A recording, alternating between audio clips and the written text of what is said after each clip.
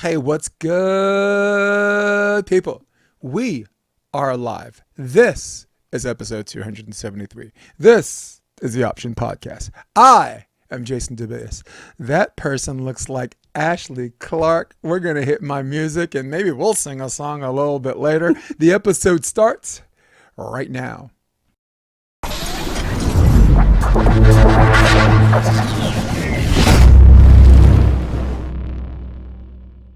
It wasn't that loud in my ears. No, good. La la la la la la la. I'm gonna start a fight. Let's go. Ashely Clark is in the house. Thanks for tuning in, people, on this Wednesday morning at, I don't know, who cares? The time and place doesn't matter. It is not in studio, though. This is Ashely Clark. Actually, let me move my mouse away. I don't need all that activity on the screen. Yeah, this is Ashely Clark, my friend. She is usually in studio, but now she is living in Texas. And tell them what club you're with. Tell them about your new venture. Well, I am currently in Katy, Texas, and I'm working for a new business called Victory One Sports Center. But I was originally hired by the club director for South Texas Volleyball Academy, STVA, and they're located out of San Antonio. So I had a chance meeting through a friend of mine, actually Keegan Felix, who is a volleyball coach down there in the South Bay. She invited me to a coaches meetup, and I met these Texas coaches while we were there in Orlando in June last year. And it was kind of just a serendipitous connection that, lo and behold, 6 months later, I moved to Katy, Texas, and now I'm the volleyball director at this new facility.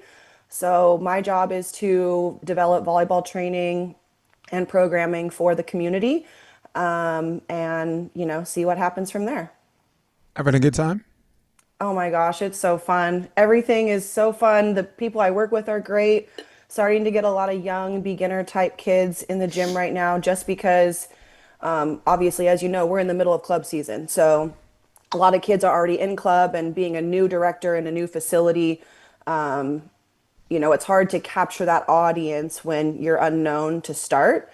But we do have a couple clubs out of our facility practicing. We have Houston Force that's there a couple days a week, as well as Katy Stars. Mm-hmm. So hoping to really develop those relationships and get those kids in my gym and my programs over the summer, and then moving forward into the next season too. Oh, where in Texas?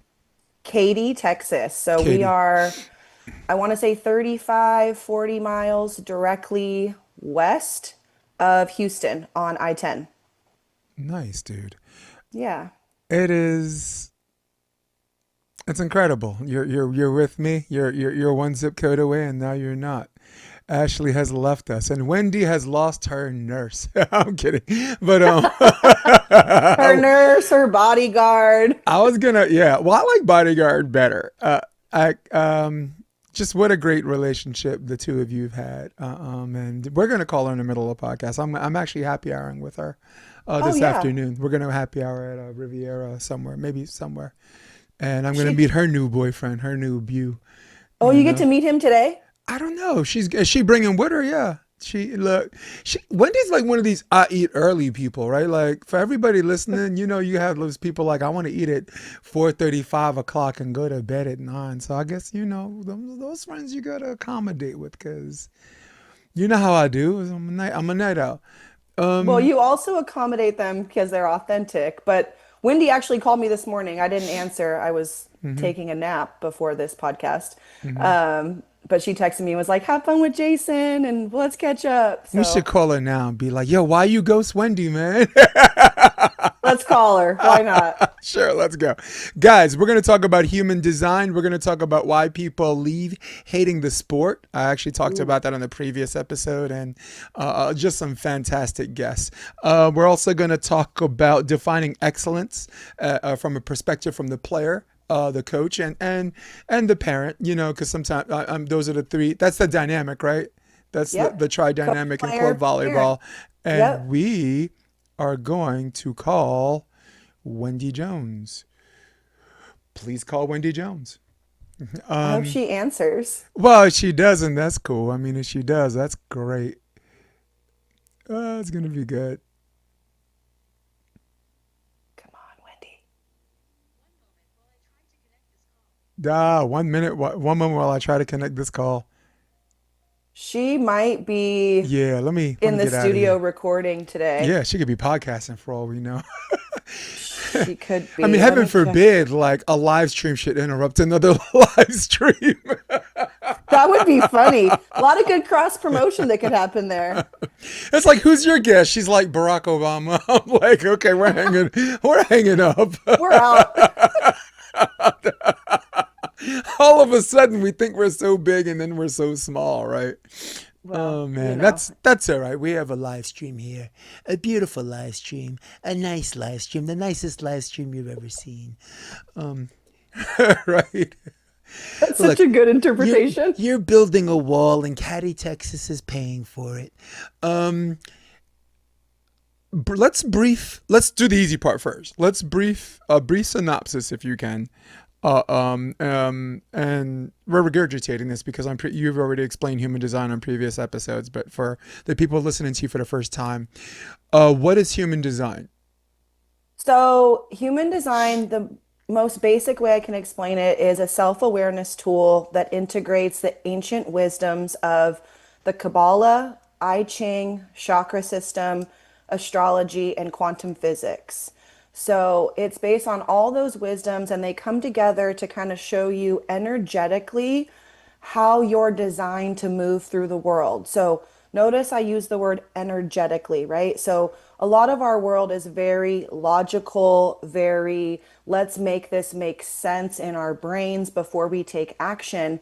And it's actually, when we do that, it's very opposite to how we were designed or created to move through the universe or through our daily lives. So, even to use it as an example of, you know, I'm a projector with what's called a splenic authority, and my authority is my best decision making method, and it lies in my spleen. And it means that I have an instinctual and almost survival level of awareness that I should be making decisions from. So sometimes that's a quick hit that I'm like, oh, it like pings and I go, I got to do this. And me being in Texas is a prime example because when I was in Orlando, I didn't have to walk the 20 minutes to see my friend at the hotel for the coaches meetup. I had already done a lot of, as I say, peopling that day. But I was like, I haven't seen this person, Keegan, in a while, and what else could happen?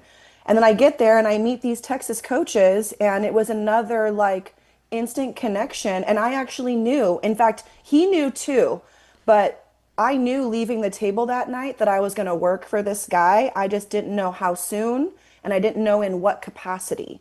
And lo and behold, I find out 6 months later, he went home and he told his wife that he met me, and she was like, well, you're going to hire her. And he goes, well, yeah, I just don't know what I'm going to hire her to do yet. And and so here I am. So human design can help show us better self-awareness for how to make good decisions, how to communicate, where your sense of confidence or ego or worth comes in, where mental pressure can arise. And then also, like what I love about it, and we're actually using it in the workplace. I have all the human design charts for everybody in my building, and if you are aware of not only what you have inside of you, but what others have, you may or may not agree on something, but you can at minimum say, oh, I understand a little bit better now where you're coming from. Because, for an example, if you have an undefined throat, okay, that means you don't have a communication energy consistent within you, okay?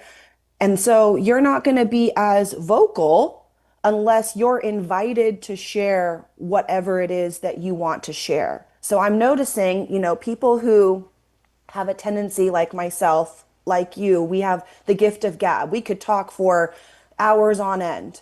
And then other people are just very quiet and they'll sit. And like sometimes you could take that as maybe they're not interested or they're upset. But when you know that they just have an undefined throat and they don't talk that much, you don't have to think twice about it. You just go and you're like, you check in, ask them, hey, you have anything to add to this? Do you have any questions? And then if they say no, you just move on. So yeah, that's the other thing I'm really excited about is my director, Eddie Dahl, who is the STVA director. He coaches the 18-1s team for that club. He's really excited about the human design, and he's asking me questions almost every day about how to use it in business so that we can all be in not only just the right roles, but the best roles for our strengths and also what the club and the business need for growth and efficiency and, making money and achieving excellence like we were talking about earlier. Yeah, well, before my next question, shout out to all of my Texas brethren who I know and love. Leon Blazer, right? James Barker, um, on the beach scene, Bobby Jones and Adam Johnson, I understand is doing some really good work out there. So respect to him, longtime AVPer. Um, and I believe you had a tournament in New Orleans too. There was like for a bid or something like that. They just came Yeah. back from New Orleans, the music qualifier, but Yeah. Leon is in my gym 2 days a week. I That's see him cool. Yeah. Tuesdays and Thursdays. He walks in with his little 12-year-old. He runs the first 30, 40 minutes of their practice. And then, so Nice. he's been great to kind of connect me into the Houston volleyball scene. I sat down at a practice with him for like an hour and just talked about Houston volleyball and where He to loves go the to meet sport. people. And yeah, he's He doing a really good job with his programming and what he's but got he going but too. he really loves the sport. You know Yeah. what I mean? He Yeah. really, you could see it in his eyes when he talks about it. I met him in person in Hawaii because we met him. Remember, we had the podcast. Yes. We had like this panel, East Coast, Midwest, West Coast. Like, you know what I'm saying? We had this So great, fun. yeah, New York, right? Represent California. And I met him in Hawaii, and he was the same guy as he was on a podcast. So big, big up to him. Oh, also New Orleans. One of my girls, Kalyani Olive, Jason's daughter, plays for Mizuno. So they won a bid. They won a bid Did for they go to Open. New Orleans? Yeah, they won a bid for Open Nationals. Wow. Not Los Angeles Volleyball Club, Mizuno, because we don't have LAVBC doesn't have an age group older than 16. Jason So what club is she at? Mizuno, I believe. Yeah, Joy Furbringer, whatever club Oh, she SC coaches. Rockstar, the new SC Oh, that's who Rockstar. they are. Okay, yeah. Yeah. Sorry, not Because Mizuno. SCVC and Yeah. Mizuno merged and now they're SC Yeah, Rockstar they're gonna under Love have to Volleyball. compete with Texas. That's right. They tired of getting frogged or skylined, So true. which by the way I think was the final. So, but look, they won a bid. I'm happy for my girl. She was someone that I used to coach for a couple of years at LAVBC when she was the best 16-year-old I've ever coached. Um, and I guess since I've already jumped in, I want to land by saying that there are girls that are taller than her. There are girls that, hit harder and more athletic, but all she does is win. If it's match point at the service line, she's going to get an ace. You know what I'm saying? If she's at the net, you need a block. When it's tied, she's going to get the block. Wendy Jones, how you doing, buddy? Stations today and then see you at 5. Nice. You are going to see me Yeah. at 5, but guess who wants to say hi? Hi, Wendy. Do you Are you hear? guys getting ready to record? Yeah. Well, you can't hear Ashley. Say it again. Ashley? Hi, Wendy. It's Ashley. Okay. Yeah. Dang, I can't hear. That's I texted her okay. this morning. I said, have fun with Jay. All right, cool. Well, she can't hear you, and I actually don't want to stop the podcast to plug in the other headset and microphone. Podcast. But Okay. You guys have fun. yes, see you later, 5 o'clock. Okay. All right. Bye. That was Wendy Jones, people.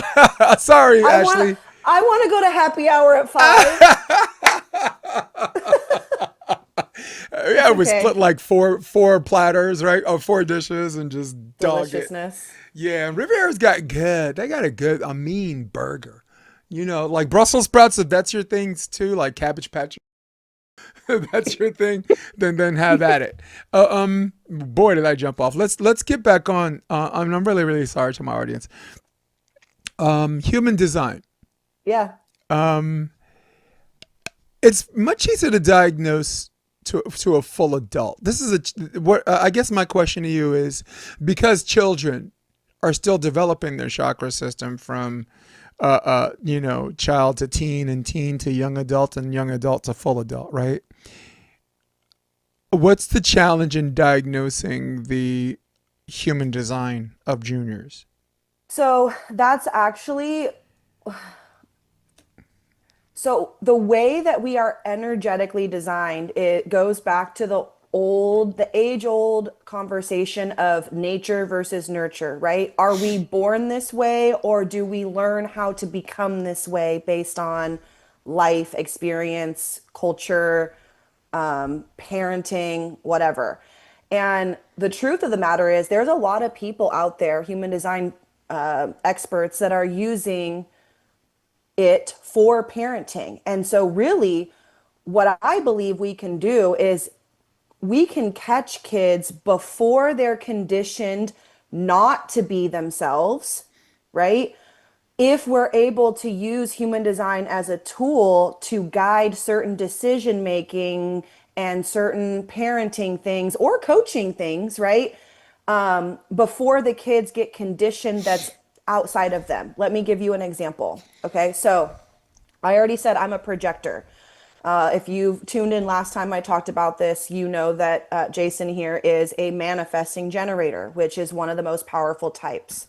Manifesting generators, they move very fast. They have the power to initiate, but also sacral energy to sustain and do work that they initiate.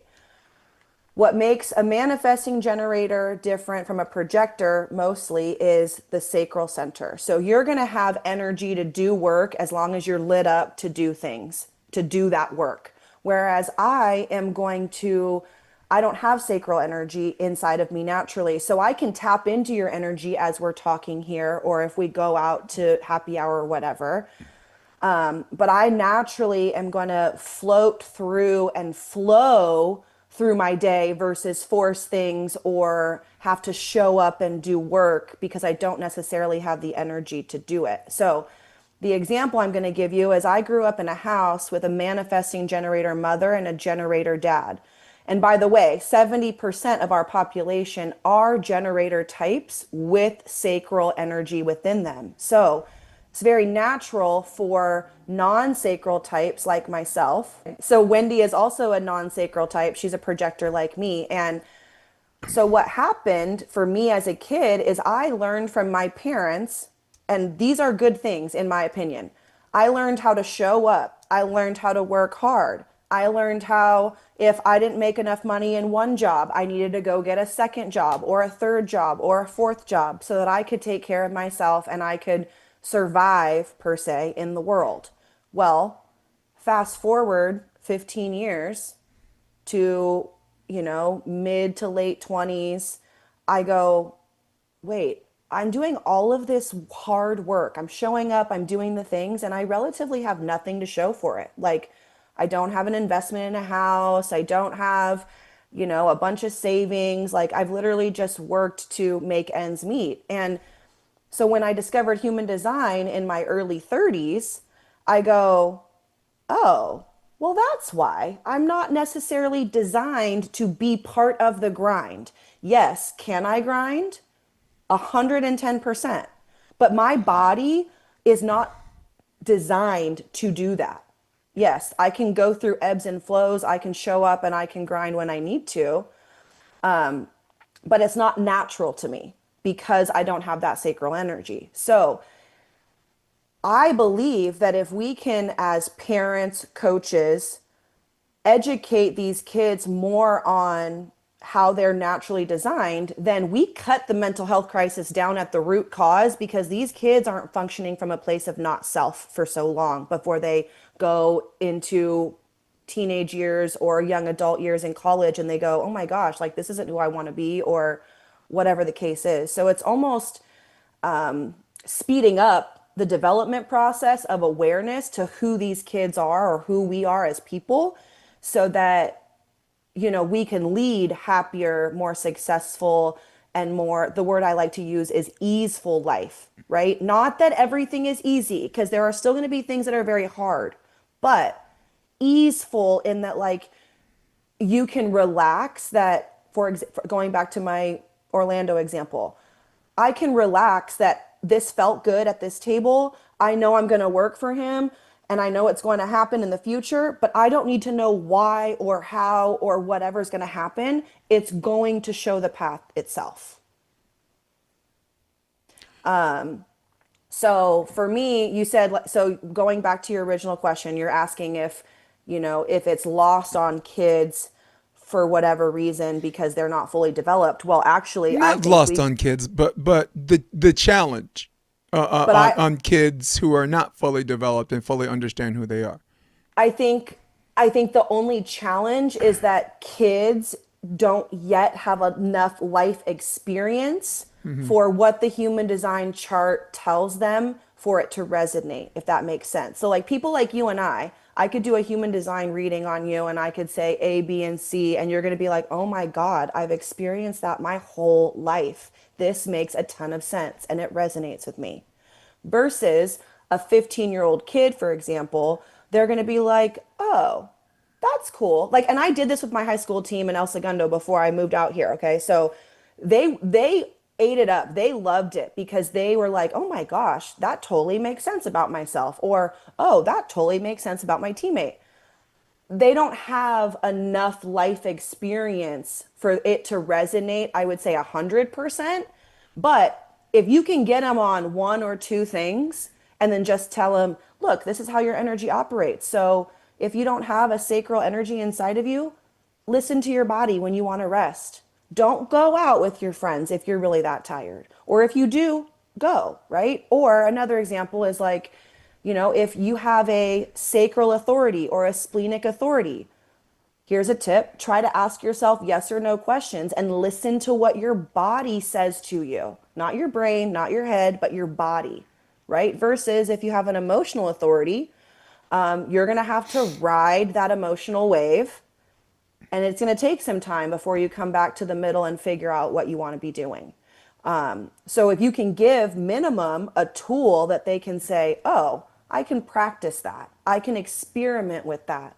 And then when it works, they're like, oh, okay, give me something else that I can experiment with. And that's what they call it in the human design space, is a human experiment.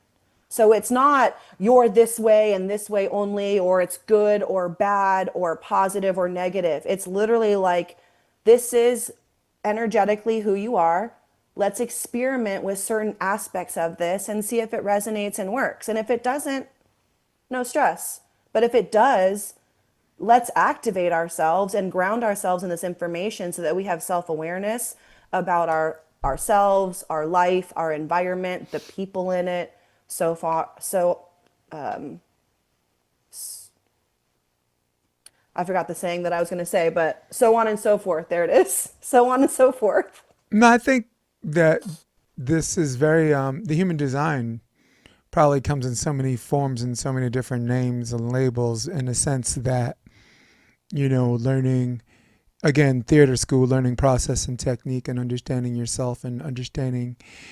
um it's weird because when I was studying to be a character, you have to I work diligently to become that character, to be interesting, to be believable, to be real, because people think acting's like this fake thing. It's not. Acting is real human behavior in imaginary circumstances. And actors always have this fine line of making it as real as possible without getting caught up in being that, right? So, and the reason why it's helpful is because somebody has to play the good guy, somebody has to play the bad guy, somebody has to play, someone has to play the it's YouTube, so I'm gonna say PDF file.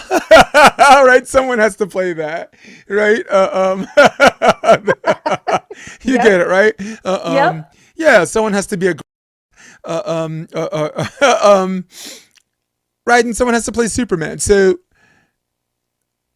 I learned a lot about myself, and I was able to confront my a lot of things that interrupted my past, because I think one of the biggest obstacles of human design is boys interrupted, girls interrupted, like character armor that teenagers built to protect themselves from what they perceive are harming them, right? Yep. Like a lot of people don't discover themselves because they blocked it. They Yep. it might be, and I'm making this extreme example of like abuse or whatever, but it's really, you can really just go to just having a blue collar parent saying that, you know, you're not going to be a doctor, an actor. You're not going to be a lawyer. You're going to be a civil servant, right? Go get Right. go get a job. That's not who we Right. are, right? So, I mean, how would you like to have a parent like that, right? And it's weird because we live in the South Bay, right? So, like a father tells his son, it's like, boy, you could be anything you want. The kid's like, I know that, Dad. So for you, I'm not talking about you, okay? I'm talking Right. about, Right. you know, the obstacles, possible obstacles of human design that maybe human design can turn into an enhancement. Well, and it's interesting that you bring up theater. I actually just pulled up your chart on my phone. I still have it. Anybody, just so you guys know, anybody who has let me get their birth information, I have it in my phone and I geek out over it all day, every day. My last But name's Debelius, man. I don't have a private life. Everybody but you're knows. so in your chart, you have an undefined identity center, which is the area for self-direction and self, right? So Hmm. one of the things that I think is really great about you is that you are very much like you can show up at one place and fit in with a certain kind of people, and then you can go to another place an hour later and fit in with those kind of people, or you can take on a script or a color commentation persona and make it your own, and that is very much a testament to your undefined identity because it literally can be fluid or flow between environments or between different activations of people. Now, my identity center is defined. So I can also get into a character. It's not as easy for me. I'm very much more myself. I can also go to two different places in the span of an hour and a half, and be totally fine. But I also am very confident in who I am as an individual. I've never really had to seek out direction or self in that way, right? So when you're talking about it, like even that, right? You're going to have kids that are undefined there or defined, and the defined ones are going to have a little bit stronger sense of who they are and why they are.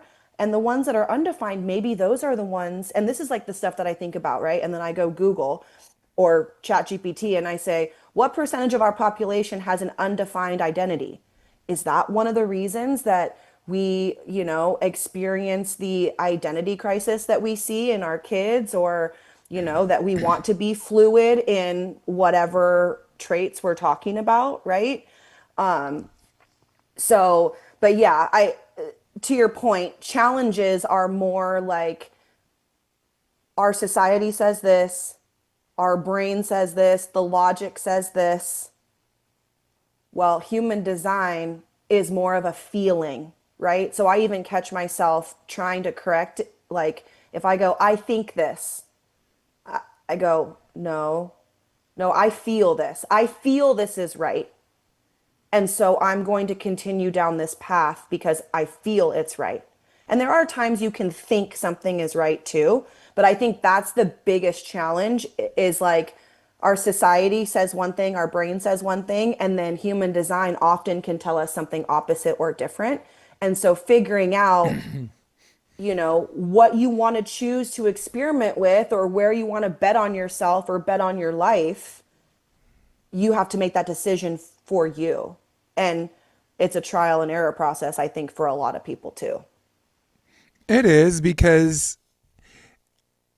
I think it's very important that people don't worry about what's the right decision and what's the wrong decision because that usually seeps into like making a statement, and making a statement it usually generates from what other people think of you as opposed to where you want to be and where you feel comfortable and where you want to go, right? So Yep. there's no I mean, on a general level, I mean, I'm careful when I'm saying this. There's no really wrong choice. It's just you. You know what I'm Yep. saying? And the only thing we can do as coaches is to to guide them through this, right? Because human design is not something anyone could pick up. You are an expert in this field, right? You know it, you've mastered it, and in some cases, I hope you teach it. Uh, um, and I said that about Deanna Shiner too, because Deanna Shiner is doing the winning element. She's the referee, Yep. and Yep. she was doing some things, and it's so weird. I'm in the middle of a podcast saying kids don't try this at home, but maybe you should. But definitely talk to Ashely. But talk to Ashely first. Yeah, so kind of how I still am working on what's going to be this course, because I do think there is at least something in it for coaches to figure out how to be authentically you without leaning too much on what you experienced and liked and didn't like versus like functioning or coaching from a place of ego, right? Like, so I've used my initials, AAC. My middle name is Anne for anybody who's curious. The first step, so AAC, the first one is awareness. So using the human design system, you become more aware of your natural tendencies, your strengths, and maybe some sensitive areas, right? And then with greater awareness, you seek out alignment, alignment with people, alignment with environments, teams, coaches, clubs, relationships, right? So, with greater awareness, you can seek out alignment, and then you can also use that awareness to say, okay, is this alignment the alignment I want? Or am I experiencing misalignment? Or am I experiencing like a growth edge? Well, where that's not quite alignment, but it's not misalignment. And it's somewhere in the middle that I know I'm going to learn and get something from this. And I'm going to use my awareness to actively choose this path of the growth edge because I know something good is on the other side, right? So alignment, awareness, alignment, and then capacity.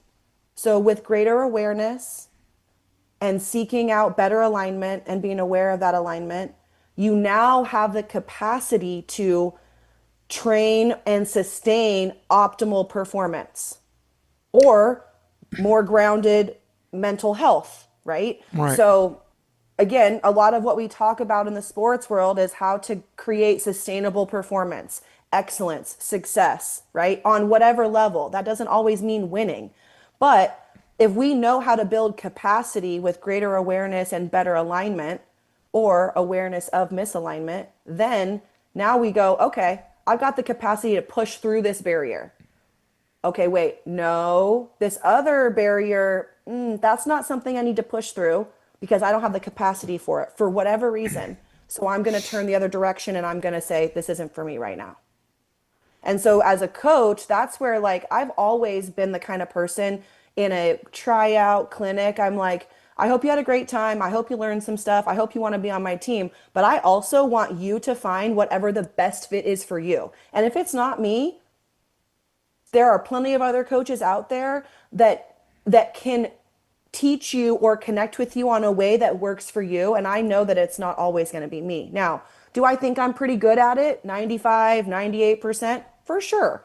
But my ego is not involved anymore like it used to be because I was trying to prove that I was good. Now it's like, well, no, I'm confident that I am good. I'm confident in what I put out there. And it's your choice whether you want to align with me and create capacity with me or not. And if you don't, I wish you the best of luck. And if or when it doesn't work out, you have my number. Call me or text me. I'll be here when you're ready. And so I think that that's a really powerful thing as coaches too, to be able to let go of that ego and let go of that sense of needing to prove yourself and just show up as yourself and serve the kids the way that they're meant to be served. Really, because that's really what youth sports is supposed to be about, not just volleyball. It's serving the kids and not just in the sport, but also in life. You and I both love this, right? And I Yep. can see the smile on your face. You're like, this is why I love you and I want you on the podcast because we can talk about this stuff that matters because, kids need people like us who show up authentically, who care about them, who can teach them the sport that they love, but also teach them that they are not just their sport, right? To go back to identity. A lot of kids, myself included, we get caught in our identity is our sport. If I'm not good at volleyball, then I might not be worthy, or somebody might not think that I'm whatever. Well, yes, you're a volleyball player, but you're also a human being. And when volleyball is over, right? When volleyball is over, you What? are only a human being. What? A human being? It's that easy. Didn't know you'd be coming on my podcast talking all this nonsense. Human. No, it transitions perfectly into what we were talking about. I think from the coaching perspective, I think some of the greatest coaches, in fact, some of the greatest men and women, knowing the one thing that all great men know is you don't know everything, right? Yep. Knowing that what all great men don't know is there's a possibility in some respect this person I'm coaching, maybe in this section of their development, I'm probably not the best guy for the job. You know, our ego identity allows us, not allows us, but drives us to a place of success where we think we got it all figured out. Yep. Right? Especially if you're winning, right? Which is not how we measure our success. Winning is the net result, right? All right, I'm just gonna brag and be upfront. We win a lot, Ashely. SCVC, Endless Summer, LMU, right? We win a lot, but that's not. So ego aside, that I think if your mind's right, the winning is not the goal. It's the net result or the expectation. Remember the previous podcast I was talking about GOAT, goal, obstacle, tactics, expectation, which by the way is also an acting teaching tool, right? And it's very, very easy to confuse goal with expectation. No, is your goal to win? No, your goal is to make them a better volleyball player, right? What's the obstacle? Maybe something that requires human design as a tactic or a solution, which goes to the tactic. Expectation is navigated by the customer, not by us, right? Yep. Yeah, I mean, that's just how I feel about it, right? If I'm in a collegiate program where winning is the bottom line, because that's my check, right? If I'm not winning, I'm not going to have a job. I get that. But if we're talking about club, and this includes competition clubs too, right? I do believe that the expectation shapes on its own, because I don't know, people come in with, we come in and we make them better people. That's what I was trying to say. Like, and if I'm doing a private lesson and she wants to get better at setting, I'm probably going to bring in an assistant with me, right? Especially if the private's by herself. I always want to have a third person, because I coach better when my lens is off the court looking on and not on the court looking on, right? We don't need to be that close, right? We are, like if someone tries to hit you with a card and you have like a camera, right? And your camera is here, you have no idea if that card just hit you. Your lens is too close, right? Or just, I don't know, maybe like a really fat girl with a MySpace angle from above showing her head and shoulders. You don't know. You don't know what the rest of the picture looks like. Sorry, I had to say that just to keep the mood light. But I transition into coaching, I think one of the things that we forget is, as good as you are, club coach, college coach, professional coach, all of you at every level, there's always something where you're learning, right? Should be. Lauren Bacall, who I know and met and loves, died at 85 years old, said that acting is a lifelong learning experience, right? I previously had a guest named Zara Fowler. She's 24 years old. And Ashely, an absolute firecracker, just ambitious, wide-eyed. Her coaching skill is technically raw as a former player. So it's the X's and O's and process and technique in its rawest form, which is very romantic, because we've all been there, right? Yep. That was last episode. I learned a lot. I learned a lot. She know I don't know if she knows this, but I learned from her. Don't we I just love learned. I just that? learned something from her. She sent me a text seeking my wisdom on the 4-step approach, or 3-step approach and timing and all that stuff. And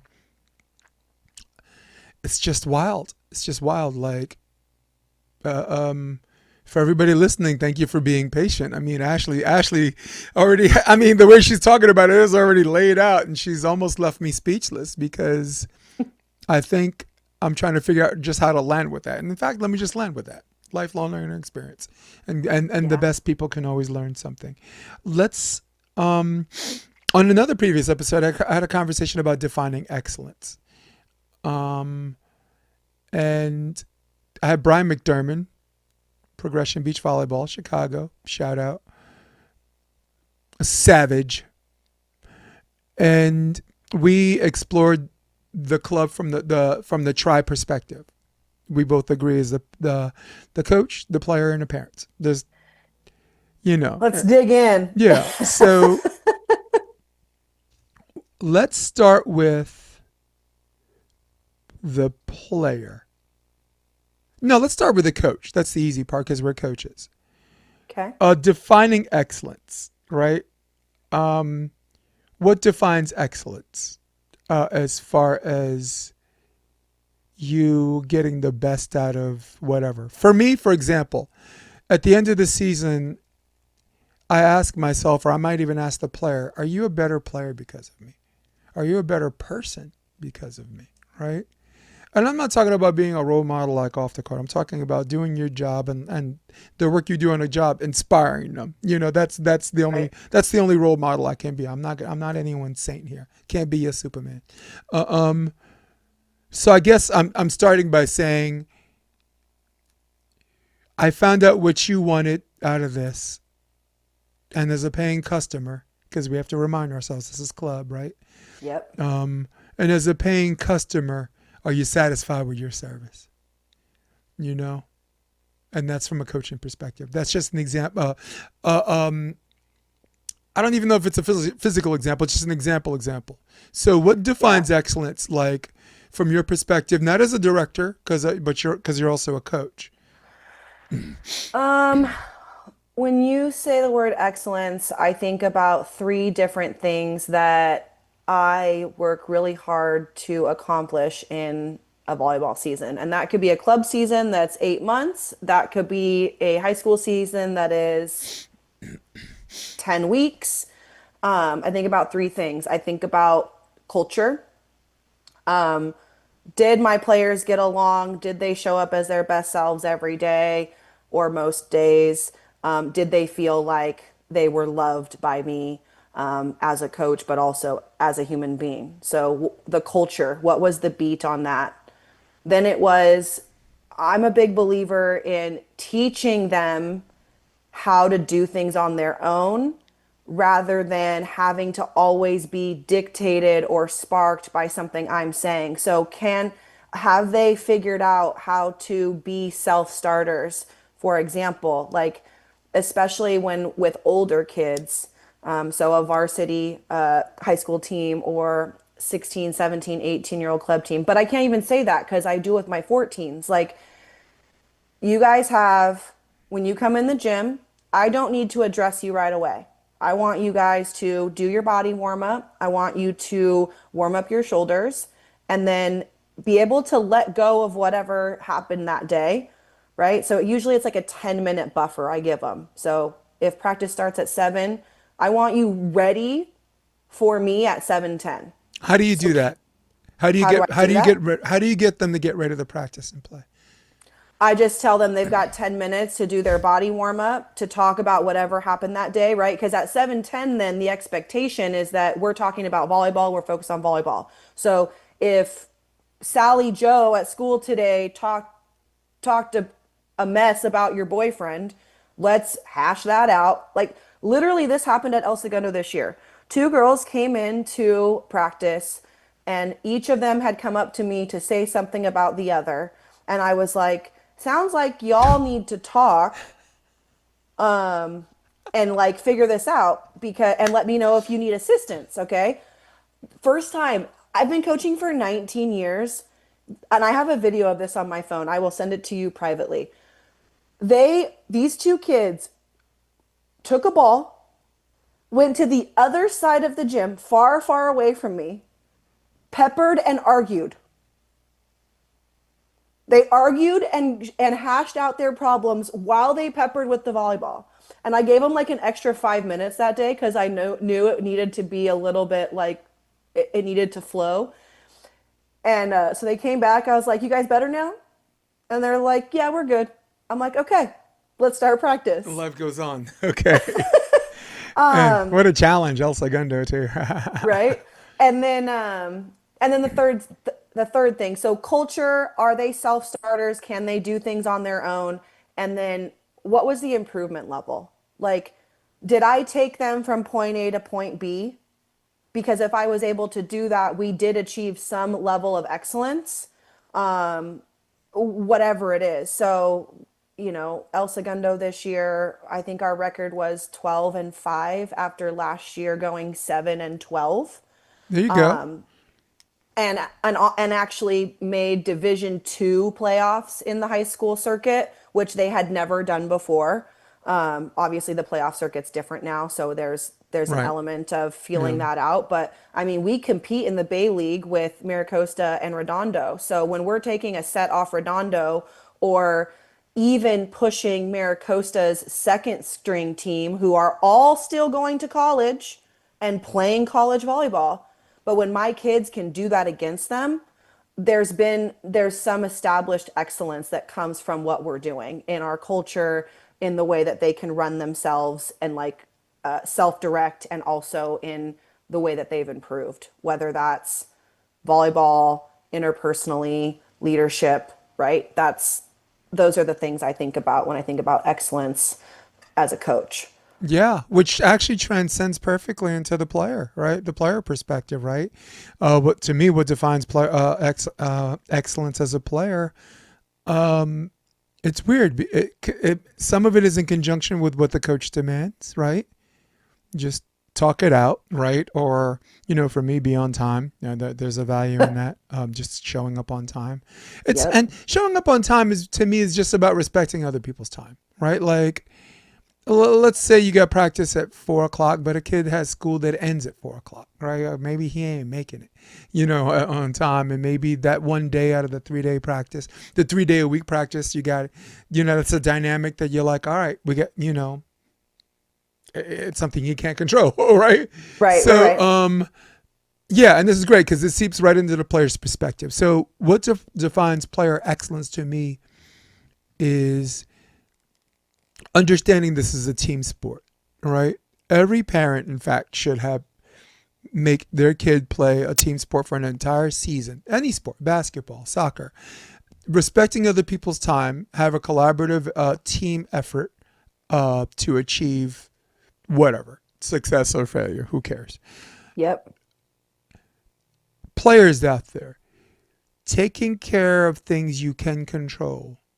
Um, Relentless pursuit on the court, right? Well, I mean, I'm doing a diving drill and I got kids that don't want to dive. I'm like, this is volleyball. This is volleyball. That's like saying I'm going to ice cream parlor and I don't like dairy. What are you doing here? This is this is volleyball. Stop it. You know, um, Yep. yeah. Attitude, listening to whole sentences. Also, this is also important. Constantly ask yourself, if you get what you want, do you want what you get? Right? Like, there are some people, volleyball is everything to them because it became their escapism in many ways. From an emotional perspective, it saved their life, right? And girls have found Yep. a way to transcend that into academia. Like, almost every club team we coach for girls, they're all academics. They're all like straight A Yep. students. The guys, Yep. not so much, except for NCAA. Men's volleyball is second only tennis. Uh, um, so realizing that this is something you like, but not that much, that's a real thing too, right? That Yep. that doesn't make your value to the team more or less important because some of the best players on our club roster are the ones where they're doing musical theater or they're doing, you know what I'm saying? Hmm. There's something else. Yep. So to me, saying who you are, and if that changes, say that too. That's okay. You know, I'm not gonna Yep. hold.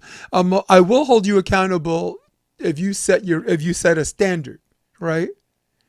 But if you're like that standard's changed, and not in terms of performance, but in terms of what you want, because Yep. performance, you know, like if that's what you want, I can get it for you, right? Yep.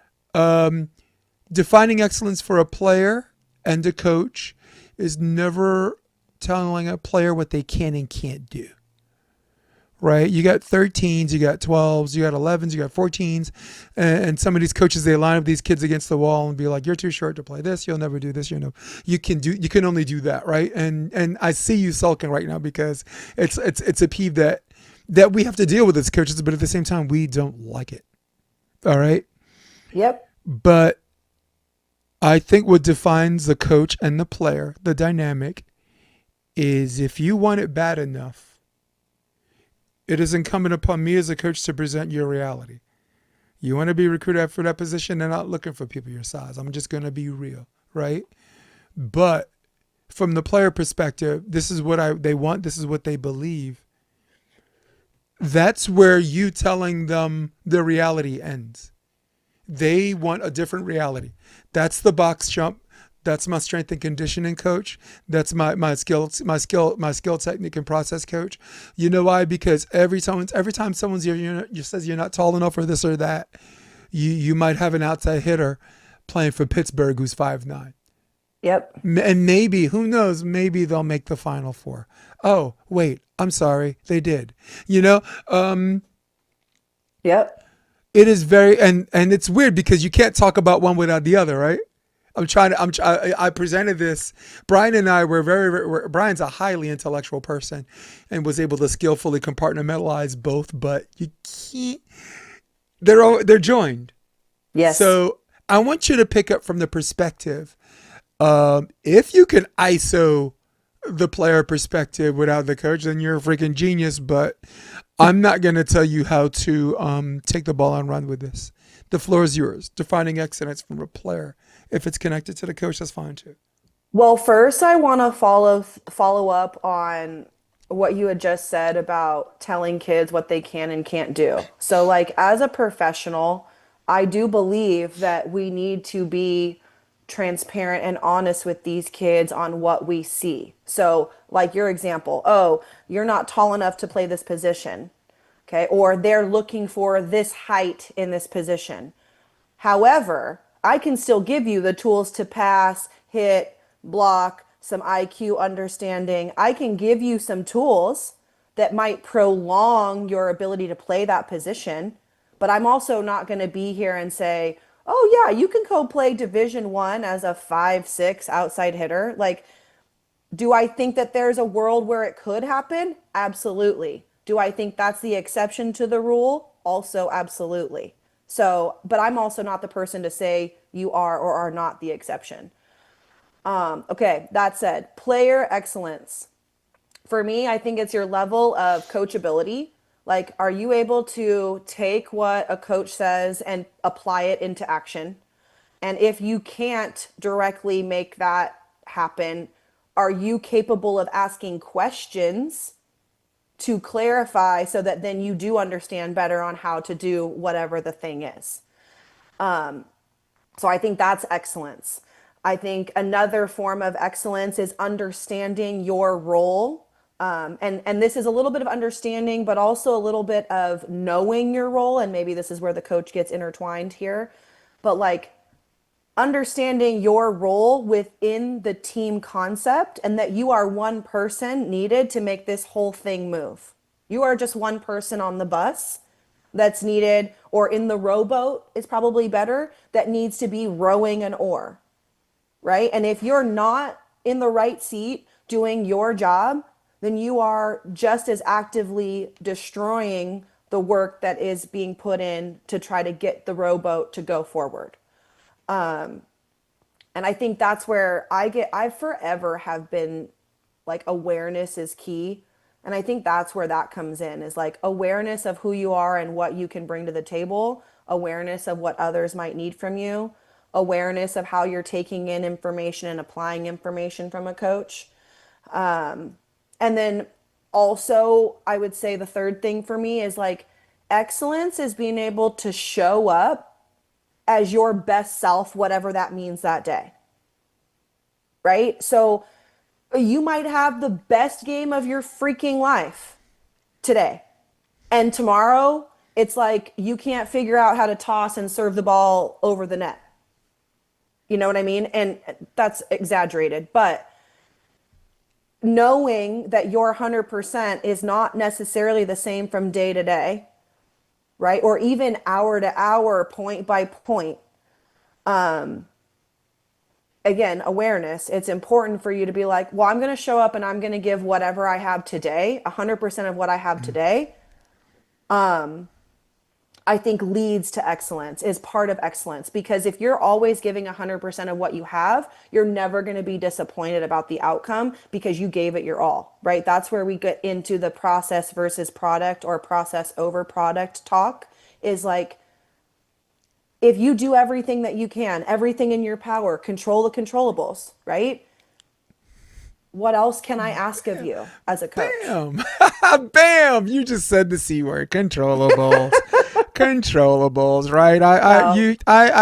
It bears repeating, and I say it all the time on my podcast.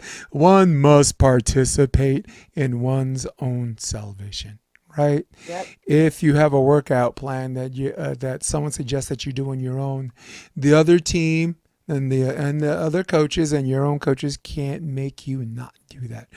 Only you can make yourself do that and not do that, right? This is the reason why this is such a lumpy conversation is because good coaches don't spend a lot of time identifying where players fail. We spend all of our time identifying where we fail them, right? Yeah. When a kid's not there. Listen, guys out there, maybe for some of the bigger clubs who want a kid to play a certain way, and when they don't, it's the kid's fault and not theirs. Good for them. We're not talking about them. I'm talking about on our day-to-day operations. Very rarely, sometimes in a month that starts with the letter R, we do not identify where and why a kid fails from their perspective and not the coach's perspective. 19 out of 20 times, 19 and a half out of 20 times, we're always going to think us. This is why I'm glad we're brave enough to explore where a player might fail. Take care of your controllables, right?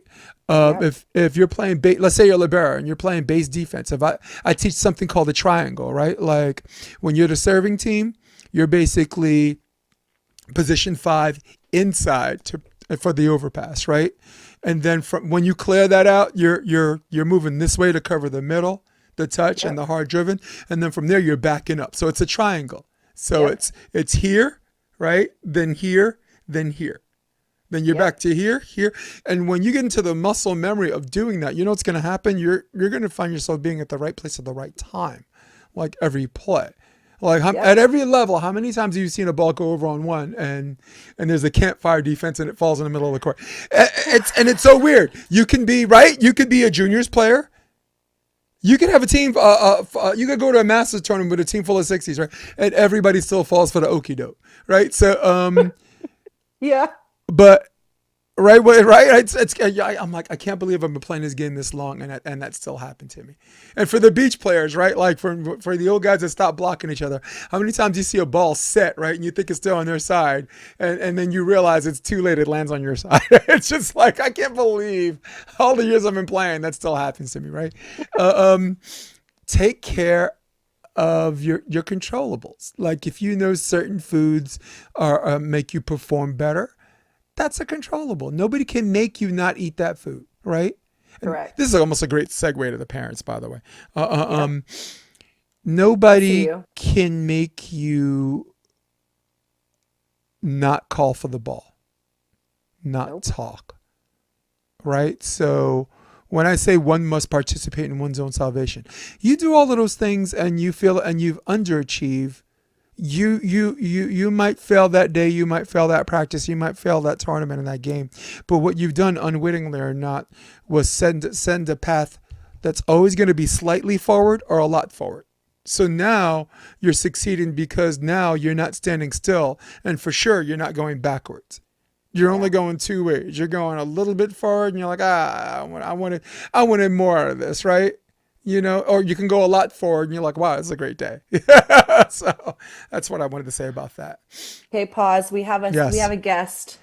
Meow, business pro. Meow. That's Eagle. That's Eagle. You are a business pro. I don't know if you remember that commercial. The guy goes, at the end of the commercial, he goes, perfect. And then the announcer goes, meow, business pro, meow. No, you have to send that one to me. I have not seen it, I don't think. Oh, I got so much to send you. We were talking about Bad Boys too, right? I want to send you the video clip of the first date for everybody listening. And I don't know if you remember that guy. I'm here to take her out on the date. It's like, how old are you? You know, you look about 30. So now, perfect segue into the parents. What defines excellent for the parents? This is going to go two dimensions, and you have my permission to interrupt at any point. Well, I just thumbs up, and YouTube had a bunch of balloons. That was great. You can't see it. They're just balloons. Oh, fireworks. You got to be kidding. Do that again. Oh my God. It does that when you like give it good things. Oh, look at that. Fireworks. Get out of here. So maybe we leave this up and not do an edit. But from the parents' perspective, it's two-dimensional to me, and I don't stay in this dichotomy, but there's two major things. One, every parent, competitive parent, thinks that their kid is better than they are. Amen. Go ahead. Interrupt. No, you keep going. No, okay. I'm gonna say She's like, you putting this on me. I got parents I got to talk to. You carry this water, Jason. Every parent that enlist their kid for competition purposes, right? Thinks their kid's better than they are. You signed up for this club. You tried it for this club. You're with this club, and there has to be a trust dynamic of professionals, people that have been doing this longer than you can imagine, right? You're thinking, oh, this is just club. This isn't college or whatever. I'm like, no. In our sphere, 7 out of every 10 coaches have college coaching experience, or coach. Really? Well, in this sphere, and in your sphere. Great statistic. Well, in Texas, almost all of your coaches, like Leon Blazer, has been an assistant or a volunteer or whatever. I don't know if you have, but if you might be the unicorn that stayed in your lane. Right. I've been like Greg Faulkner's a club coach, but he's the assistant coach at whatever, at Cal Northridge. I have 12 years NCAA coaching, Division 1, 2, and 3. Right. But I'm older. I guess. Sorry, I'm just going to skip that because if you're younger, you didn't have enough time to do that. But if you're older, not yet. You've been everywhere. Right. So not you, but let the coach be the coach. If there's a situation where there is abuse or verbal abuse and that's not your jam, then the coach got to go or you take your kid out. I get that.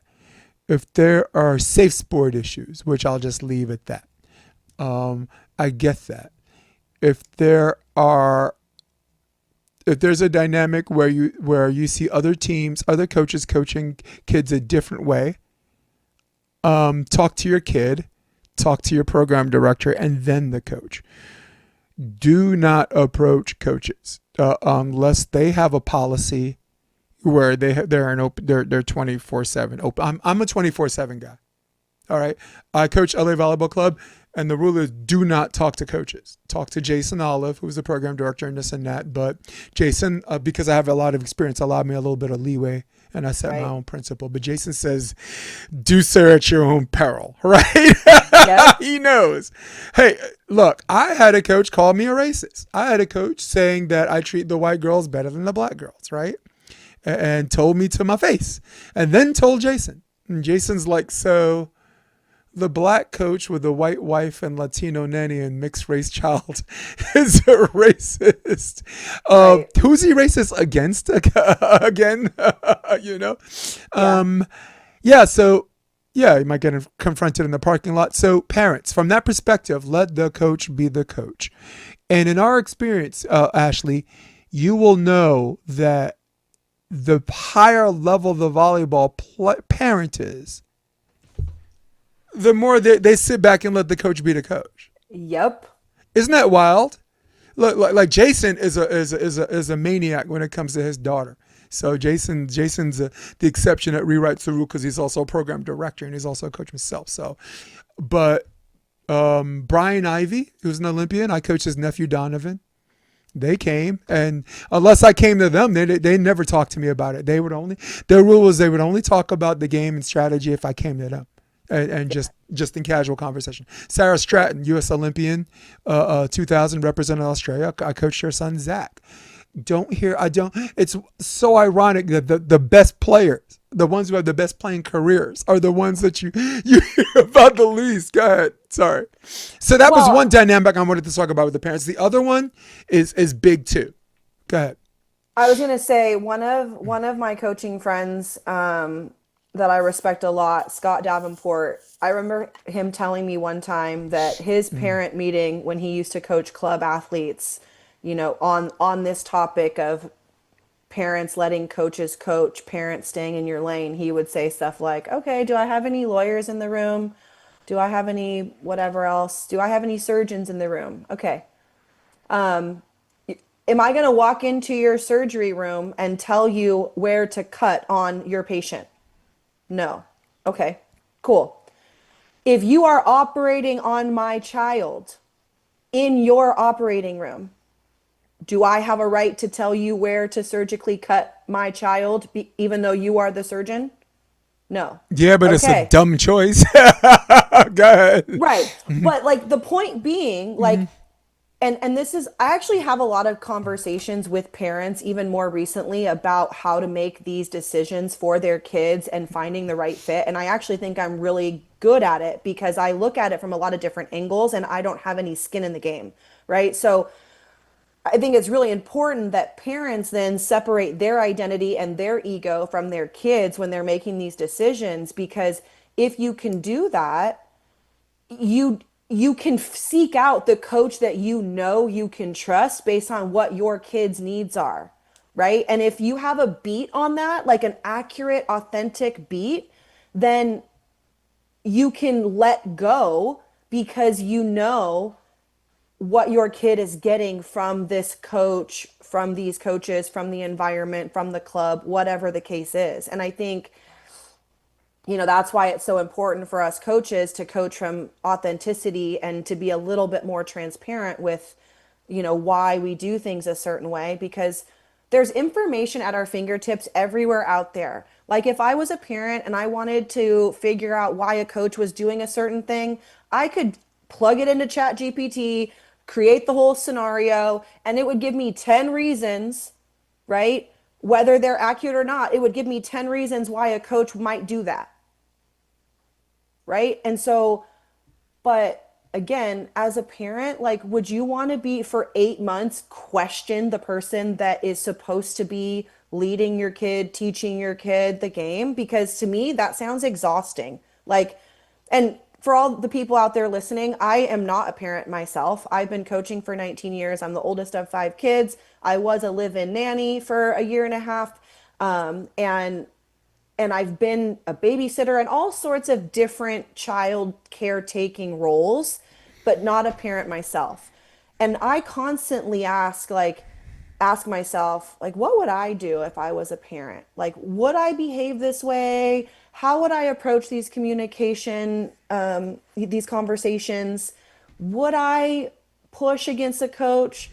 And and I'll never know the answer really, unless I have kids, but I can literally go, you know what? No, because I'm going to know what to look for.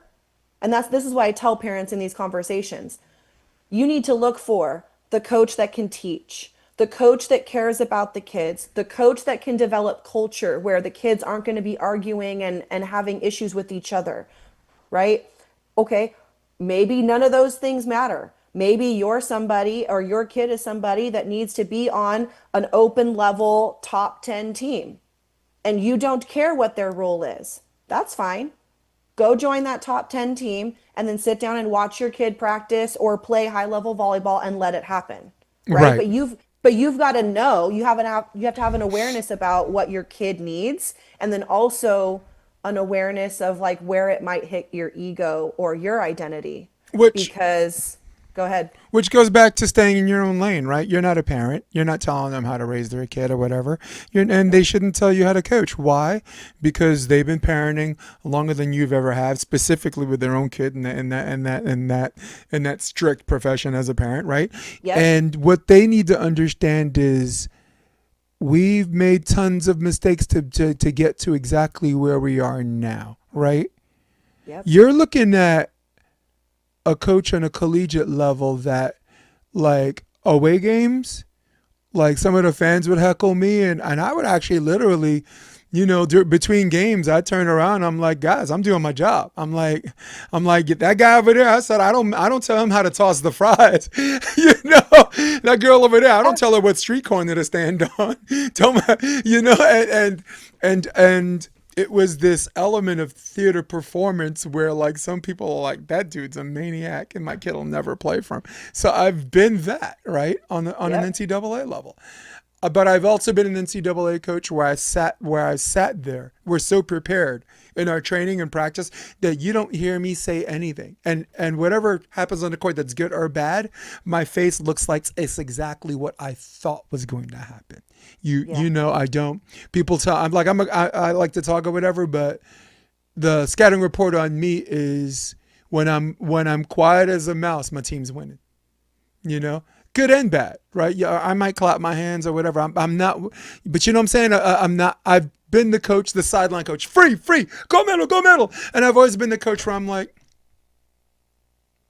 I've been the coach that says, "Hey, next play," and I've also been the coach that says, "I'll bet if there was a cheeseburger down there, you would die for that," right? Right. So, Yep. the parents have to understand that the empathy has to work both ways. Yeah. They are in this club that you are interested in, and they're there for a reason. Now the other perspective on the parents. If your kid wants this, support them. If your kid wants to be on time, don't tell your kid it's not a big deal if we're late. You know what I'm saying? Like, if your team has to referee, don't be asking the coach if your kid can leave early. Don't do things and say things that causes any kind of thing where the kid has more attention on things that have nothing to do with the sisterhood. And I'm only speaking in terms of juniors, girls.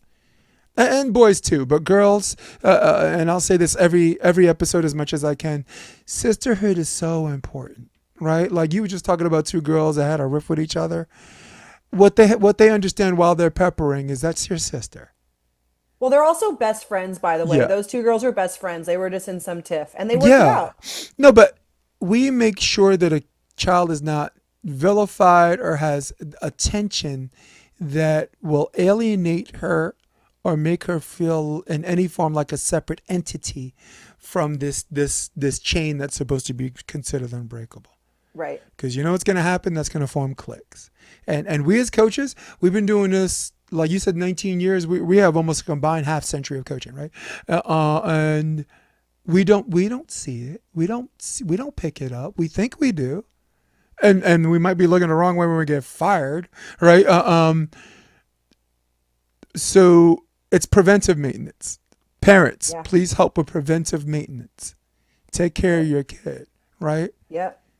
And if a kid doesn't like to be talked to between sets, don't talk to your kid. Let your kid play. Do you want water? I'm playing, mom. I don't want water. I mean, some kids have an attitude with their parents, and Yeah.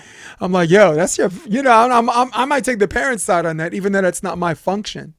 But some of them kids, I'm like, man, if I talk to my mom like that, I get drop kicked. you know? You know, what's coming to me right now is Michael Gervais was on Wendy's What I Meant to Say podcast, I want to say. And one of the things he had said, and I might mess this quote up, but something along the lines of, do you know the number one reason that kids quit youth sports?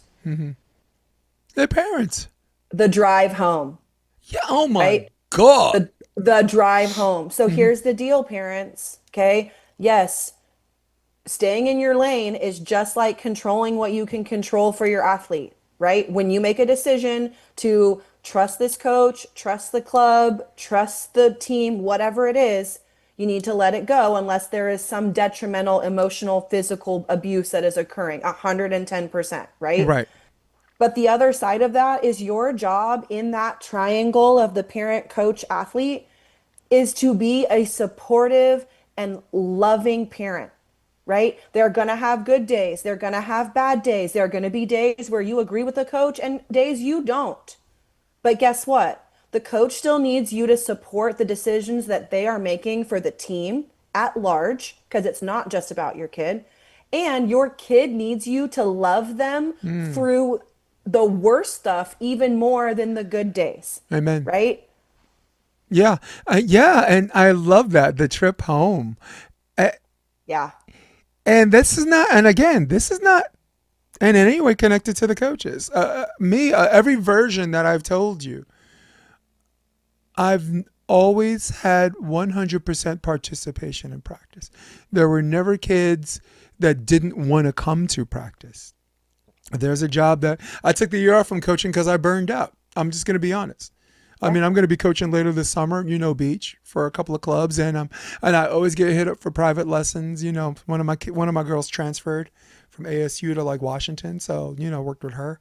In Manhattan Beach, I had some players I coached, but it's never been. I'm sorry. I'm just trying to say that I had 14 kids on the roster. All 14 kids look forward to coming to practice. Yeah. We as coaches, if you're setting up an environment where your kids, they're dog tired from school, they got homework, they might have homework afterwards, and some of them might not be looking to practice. I've always had 100% turnout, and people were there early, and people were there. So I've always, no matter what version of myself, actually, I've always, the net result is kids want to come. They wanted to come to practice, and that's all we can do as coaches. Yep. That's all we can do from the coaching perspective, right? Yep. You're a genius, because my next question was, why do kids leave hating the sport? And it sounds like we're just blaming the parents, right? Well, no, No, it's you know it's what? That we can definitely explore, like coaches and parents, like everything. it's like, yes, it's the car ride home on some level, but I also think it goes back to us coaches coaching from ego versus authenticity versus and also like being able as a coach to communicate decision making, right? And one of the things I make very clear is you don't have to agree with the decisions I'm making. If you want to ask me why, I will explain it to you so that you have a better understanding of what I'm thinking and why I'm doing a certain thing. But I'm still going to make decisions that I feel like are best for my team, Right. right? And if you don't trust that, then that's a different conversation and you probably shouldn't be in this environment. But I do think that there are coaches out there, and again, like our sport is growing right now astronomically, right? We've got League One volleyball going out and buying clubs and building different cities with professional teams in it, and I think it's beautiful. I Indoors think really it's doing a darn thing, man. They really I are. think it's I think it's great. But also with that comes, okay, we need more coaches. Okay, where are we getting the coaches from? All right, they are maybe somebody that's passionate, maybe a parent, maybe it's a former college athlete or a college athlete. Okay, all of those included, what tools are we giving these people to teach the kids volleyball, but a love for the game, right? A love for growth, a love for learning the process. And I don't think that there's enough out there. And it's not as easy as just sports psychology. In fact, that's, I think, another testament to where human design comes in, is because you can use it to, again, become more authentically you, coach from your strengths, and be able to also pull those strengths out of others in a more natural and, again, easier way. But yeah, by no means is it only the parents' fault. There are plenty of coaches that are, I mean, in the gym I work at right now, I actually, it's a basketball volleyball gym right now, and we've got some pickleball nets, but we're still building that. And quick side story, one of our custodian comes over to me and goes, hey, Ashley, I just want to know, like, is it normal for coaches to be cursing at players? And I was like, well, what coach is it? And it was a basketball coach, like There you over in go. the corner. And I was like, I looked at him and I was like, and I knew who it was. And I said, you know what? I said, no, it's not okay for him to be cursing at his athletes. I said, but basketball's different. He's a male coach and he's coaching boys. It's also not our program. Like they are renting that court in our facility. And therefore, if those parents have an issue, that's one thing, but it's not really our lane to like walk over there and be like telling him not to say certain things. Now, if we as an organization decide we don't want to rent our court to this coach anymore because of A, B, you're cursing at kids and we don't want that in our organization, in our gym, then that would be our lane and our choice.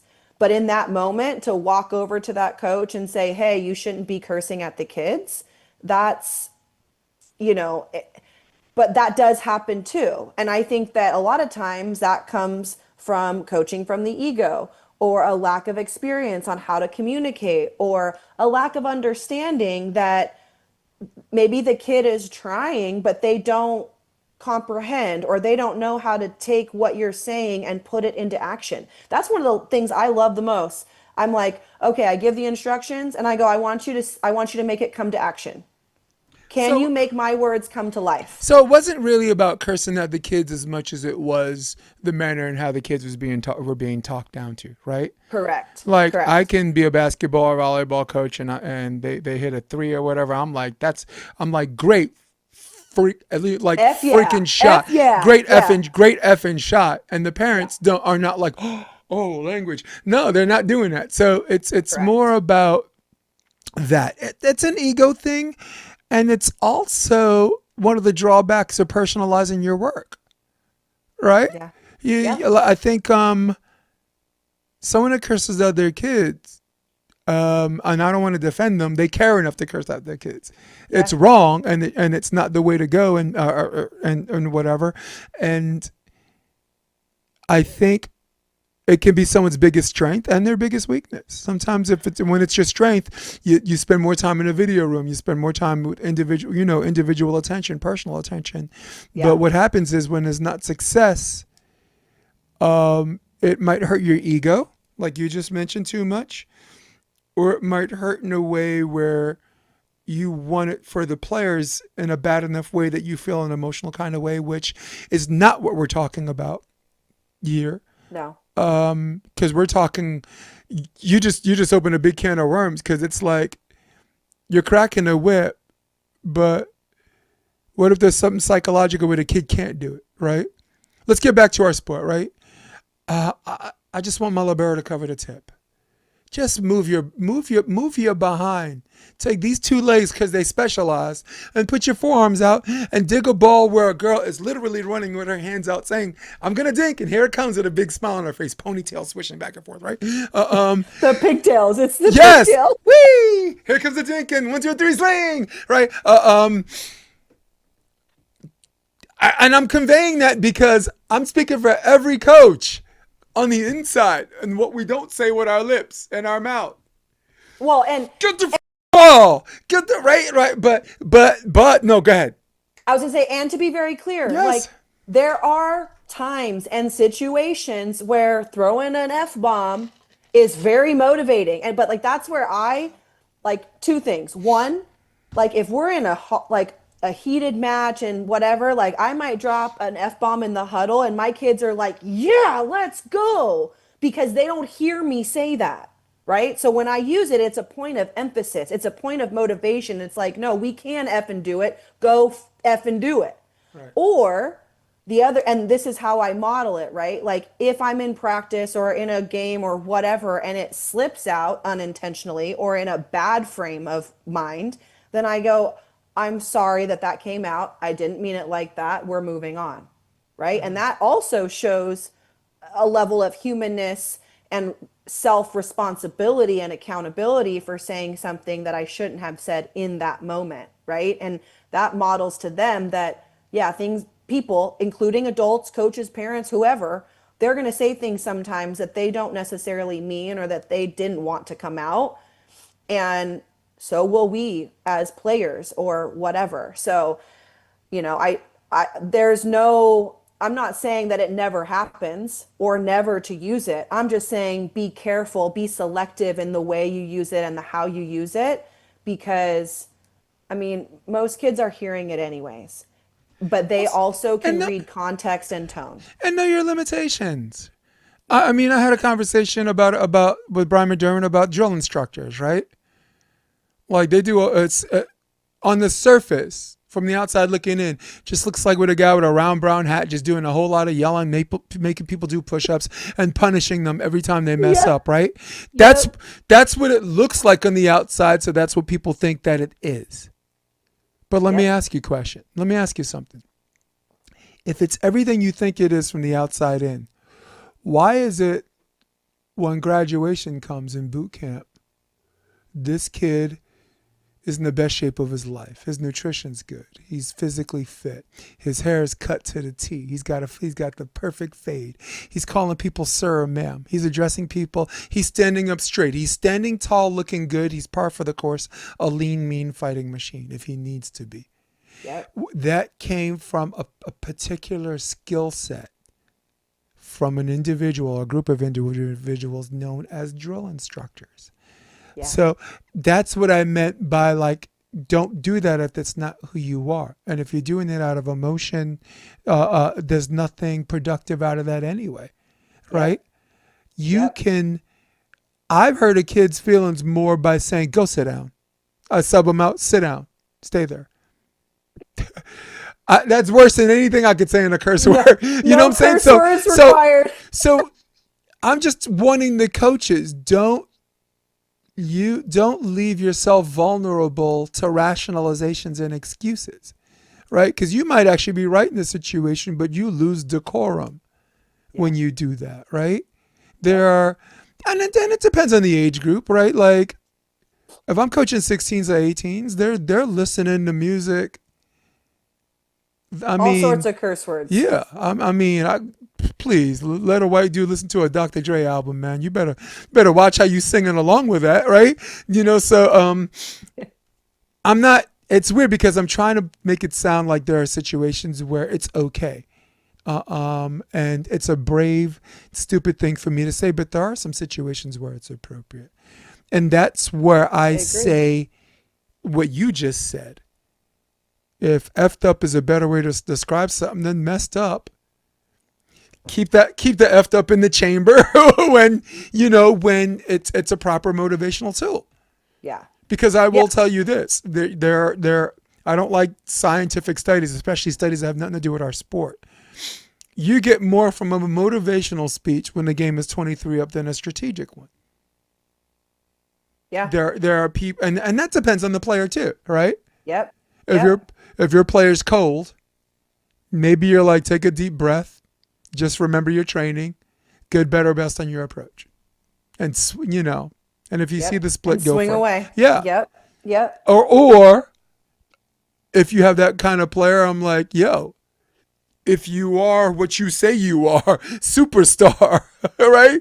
You're doing a whole lot of strutting. It's 24 up, It's right? time to show up and Yes. show out, my people. Right? And And we've seen it for every sport. We've seen it Yep. in mixed martial arts. We've seen the guys down 4 rounds to 0 and commentators are writing their obituaries and then the guy scores a head kick knockout, right? Isn't that wild? Isn't that Yeah. just great? Isn't that just a great conversation though? Yeah. Isn't it just a Yeah. good conversation? So to answer the question, I think on why kids leave the sport hating it is because they're driven to a point where it's more stress than enjoyment, right? Yeah. I'm going to be very, very, very frank with everybody. If you are a competitor, and everybody that's competed at anything in their life, if you at no point have ever hated the sport, you probably never competed hard enough. So that's a reality. At some point, you are going to compete to a point where there might be a patch where you hate it. Yeah. And that's a real thing too. And you got to get through it. Yep. And we as coaches, we have to help them get through it. You Yep. know? 1,000%. And I don't mean to toot my own horn, but that's been my gift. Everyone that I've coached there's always been this participation rate where they couldn't wait. They couldn't wait to come back, you know? Yeah. I've only had one season where the kids hated playing, and that was an interim position where I didn't actually recruit any of the kids. Like the head coach quit, and Yeah. in fact, I'll just name the college. It was John Jay College. I told the AD, I'm like, look, I'm moving to California, but I'm here till November, and use me. I'm here. I'm free. I'm not in season. Whatever, and. And sometimes you have this team on your lap where you're like, wow, I need a shrink. I need a sports psychologist now. Yep. I had that a couple years Yeah. ago. Yep. My retention is usually pretty good. Mm-hmm. Obviously, it's like a team of 13. You might lose one, two, or three, the kids that maybe don't play, or maybe the personality just didn't jive. But yeah, I had an experience like that where I really had to dig in deep because I thought I was doing everything that was in my power to create an environment that they wanted to be in. Everything from at first they wanted to compete at a high level, and then kids stopped showing up for different reasons, and then we started losing, and then it was like, okay, well, I'm getting the vibe that we don't actually want to compete anymore. We just want to play volleyball. But in order to play volleyball, we still got to get better at some things. So we're not just getting aced off the freaking court, Right. right? But then they didn't like the drills. But then when I asked them, hey, what do you want practice to look like? They couldn't even tell me, right? Because at that point, if like you want to show up for a 2-hour practice and just play 3-on-3 for 15 minutes and then sixes for an hour and 45 minutes, like I can provide that environment, right? But I'm not just going to do that because your parents are still paying money for you to learn how to play the game, right? So if that's the case, and this was a 17-year-old team, so these are almost 18-year-old adults and like off to college. So I was like, what do you guys want this to be like? And they couldn't even tell me. Maybe they were afraid to tell me, yeah, we don't really care what you have to say. And that would have been fine. Like again, my ego's not in it. If you're a team and I ask you what do you want this to be, and they say, well, we don't really care about, you coaching us. We just want you to create some drills and let us play sixes. I would have been like, cool, bet, let's do it. Yeah. Well, John Mayer, I was in a LMU practice, and John Mayer's the nicest guy in the world. So it was really weird watching how he talks to people and challenge them in this polite voice. He just, there's not a mean bone in his body. And you know what? That works for him. Like the whole notion that you disappointed that nice guy is going to make you cry. So that's how he motivates his players. I don't want to disappoint John, right? Yeah. So one of the practices, he says, look, you guys can come in. You can get a whole bunch of reps and do a whole bunch of good things that you're already good at, and you leave feeling good about yourself. But did you become better from that practice? And all the girls are like, no, and he's like, well, no, not no, most likely not, maybe, no, maybe, Yeah. but huge room for maybe not, huge, Right. almost infinite room for maybe not. He Yep. says. Or you can have a practice where I'll let you get your reps in, but I got to throw something in. If it's a passing drill, sometimes a coach will assign you the focus, or Yep. sometimes the coach will give you the autonomy to have your own focus and at the collegiate Yep. level, right?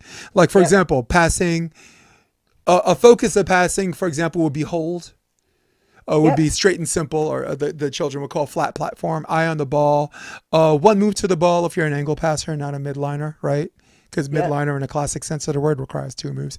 Uh, um, so you can get your butt handed to you, but you left with the hold. I was Right. holding. All right, not the greatest practice, but I left with something that's going to Right. make me think, and that's going to make me better. So that was what John did to make sure all of these practices were better. And this is not my advice to you, but I'm theater performing because I know we have an audience listening to us, and it might be advice to them. You might have kids that want to do games or whatever and this and that, but in this game, um, if the practice was focused more on hitting, whatever game you have, they have to have a hitting focus. Yeah. Bow and arrow, Yep. contact, Yep. timing on the approach, right? That's your focus. That's your focus. And somewhere in the middle of it, ask them what your focus was. And if they take more than 5 seconds to answer it, they forgot. And they're full of it. They're making up something, and that's okay too, right? Sometimes they'll make up one, and then you'll be like, "All right, you're full of it. Remember your focus, right?" And then some of Yeah. them they'll draw a blank and be like, "It's okay, you forgot. It's this." So you know Yeah. what happens? As they continue to scrimmage with each other, you go to them and say, "What's your focus?" They got it the Yeah. second time, and now Yeah. they already think you're going to ask them again, so now it's there. So Yeah. that's called coaching, and I promise you, Wow. what a concept, right? Where they leave in a practice where they're a little bit better version of themselves. Yeah. Whether they did something good or they got or it was just one of those days where I'm like, oh, man, I just sucked all day. Yeah. You got something Yeah. from that, and that's advice from us Yep. to the other coaches out there for some of their practices, which might come off stale. Yeah. Or where the kids just want more activity because maybe what they're learning in practice is, I'm like, this is a real game. This is real time. Why is everything faster than practice, right? Yeah. Which is Yep. also our responsibility. We Yep. supposed to have practice at such a rate that when the game comes, the kids living in the matrix. They're Everything ready. else is Yeah. everything else is moving 3/4 speed, where they're moving at normal speed. Yep. Tell them that, Ashley. Tell them, yeah, it's a bad practice. The worst thing that should ever happen to you should be in practice. Yep. How'd you like to wait for that worst moment to happen in the game? How'd you you like that? I do. No, I don't. Right? No. Yeah. So sorry. No, you're good. Yeah. Time out. Okay. P. I'm gonna give you a little. No, I don't need to pee. I need to Okay. plug my computer in. Otherwise, I'm gonna go dead. Give me just a All right. second. Go ahead. Ashely Clark fell into something called a long form podcast. Guys, don't forget to smash that like button. The YouTube algorithm is a little bit weird right now. I actually had 5 likes and less views, and now the likes are gone. So whatever's going on, just make sure you smash that like button. Make sure you click subscribe. This is Ashely Clark, a multiple time guest, and she moved from California to Texas, and just wanted to know how Texas was treating her. I just wanted to know how Texas was treating her. Um, You said pee. I don't have to pee. I'm okay, fine. yeah. My Ah, computer's gonna die. so Um, sorry, I was just talking about you making the move from California to Texas, and it's fun. It must be fun. I Whoever look. ticked off an oil man that made them pay more attention to volleyball in Texas the last 10 years is working. It is, and you know what I love about being out here too is like where I am in Katy. It is there's stuff to do like outside of volleyball that's all very close, and the people are all very like welcoming and down to earth, and at least that's the people I've met so far. And so, but yeah, anyway, so we're back and my computer is charging. But yeah, that concept of creating a practice where you are putting the kids in stressful situations that you know are going to come in matches, and giving them opportunities to fail and then learn from those failures so that they know how to respond when going gets tough in matches. I think it's such a valuable thing, right? And I've actually had young coaches ask me, like, Ashely, this is happening in our matches. How do I create this event in practice?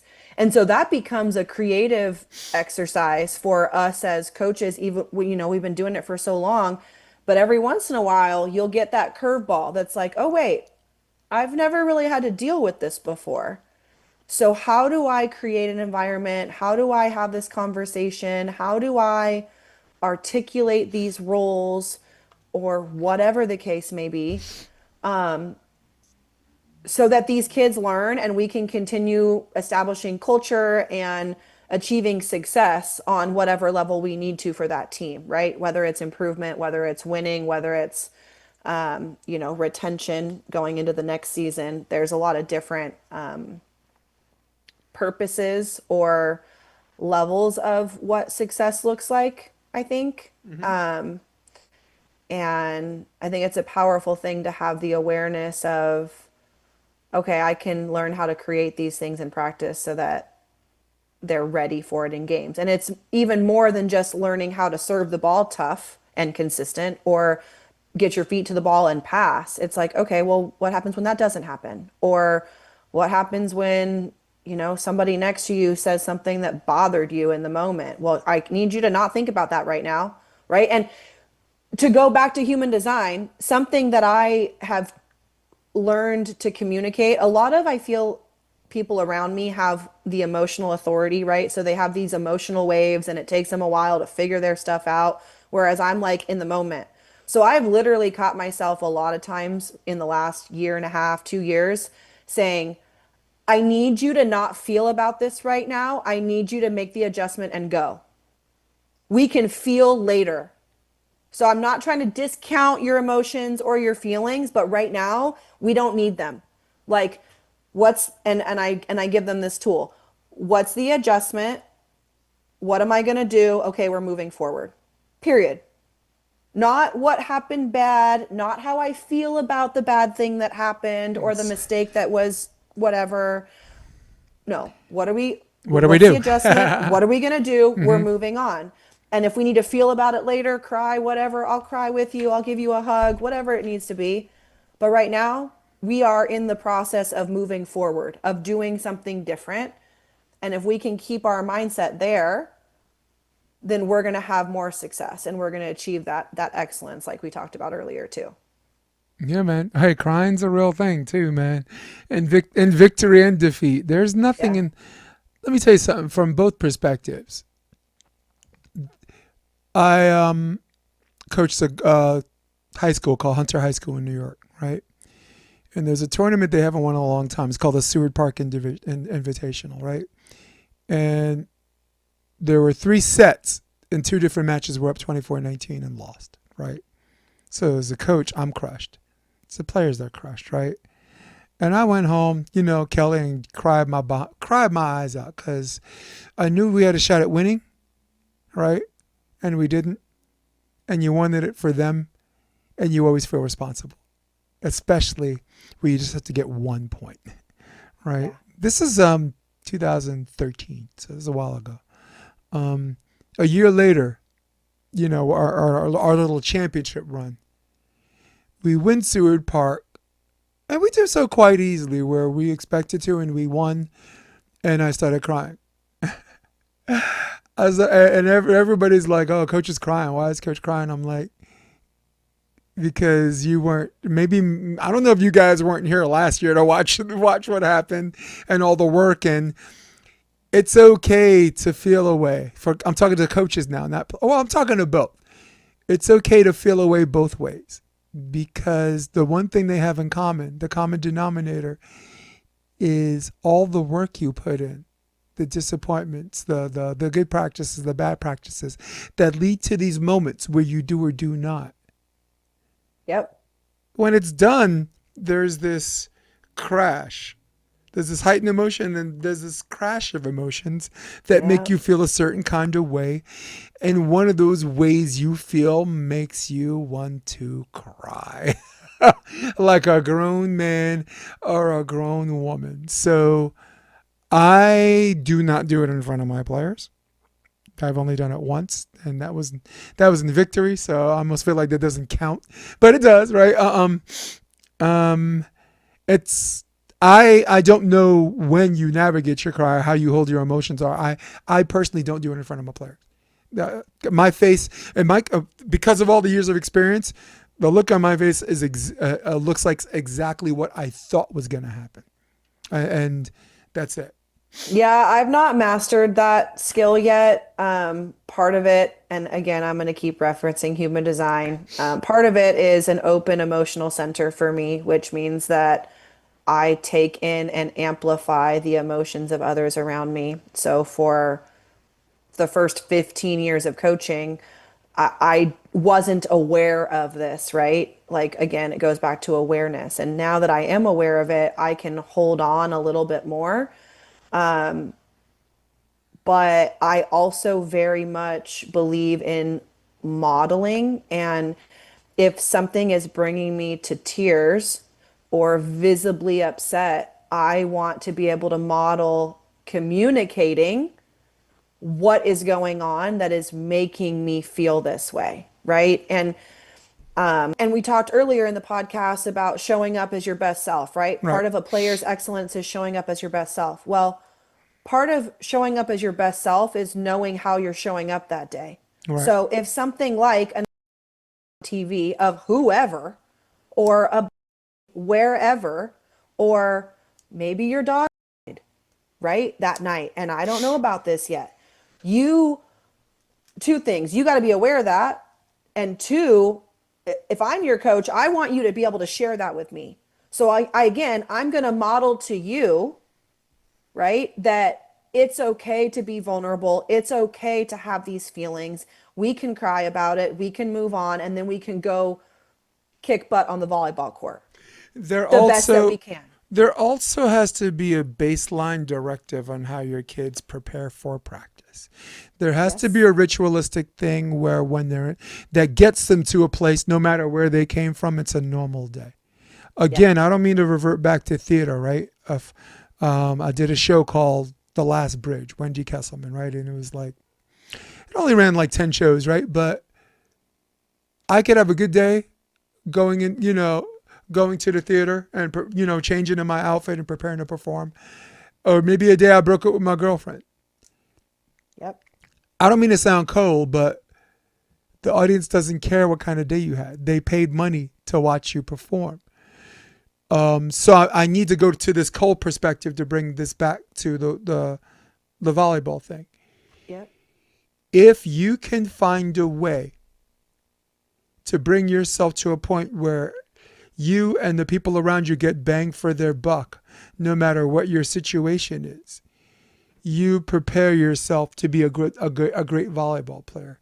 You also prepare yourself for life situations where that require when the stress comes and the tension's high, and people are squeezing your head. You can use that to focus, or you can use that to fold.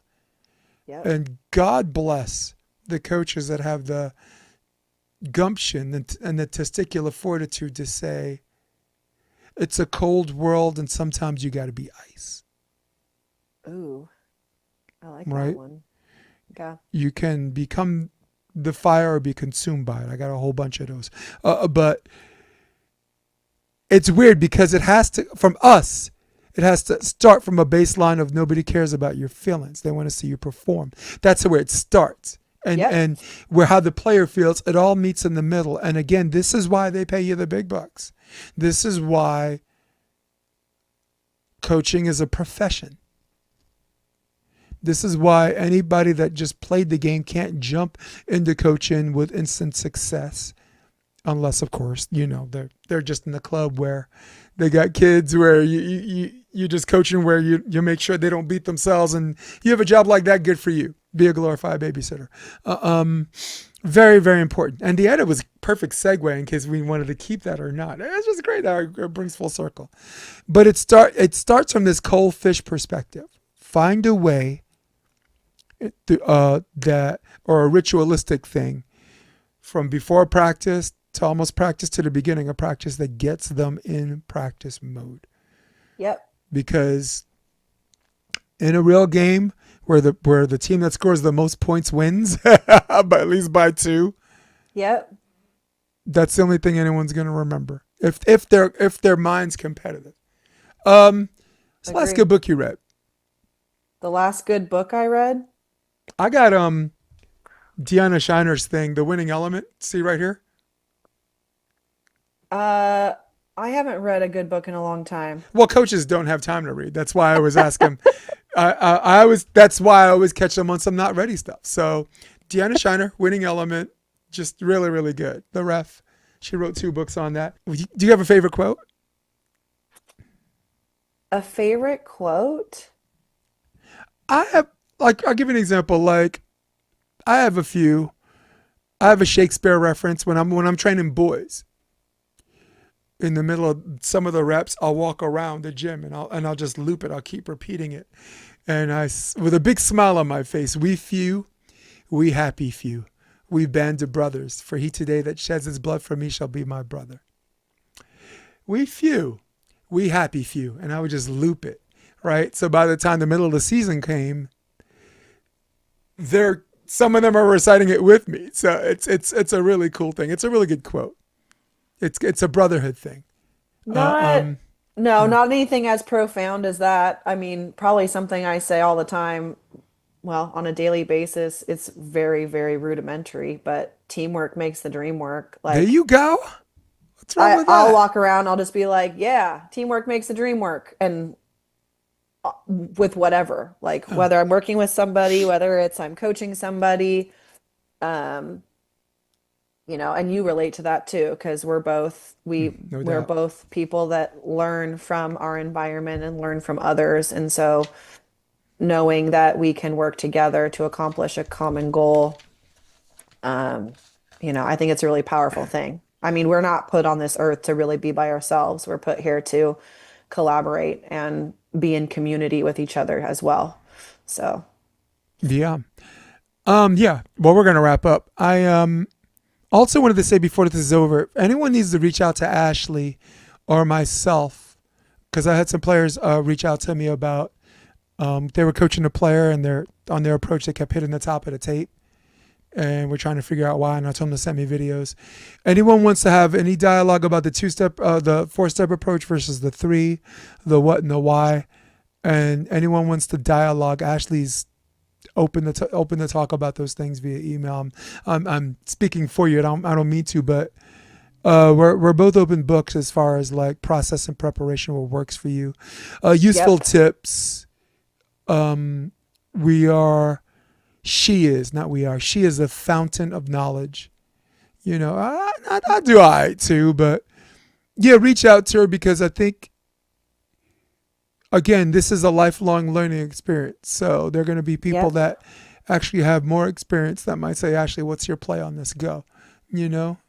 And then there's some Yeah. people, I'm just inspired. I'm inspired because like the last 4 episodes, I talked to a coach in his 40s from Chicago, a 24-year-old in the Carolinas, you know, a referee who wrote a book. So I think shared knowledge, teamwork helps the dream work. Yeah.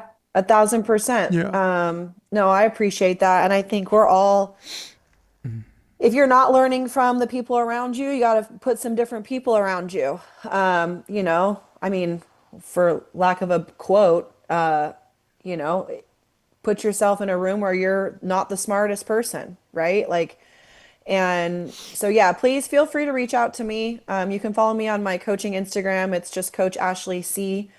And then if you want to email me, my Google email or Gmail is Coach Ashley C10 at gmail.com. I love to help people.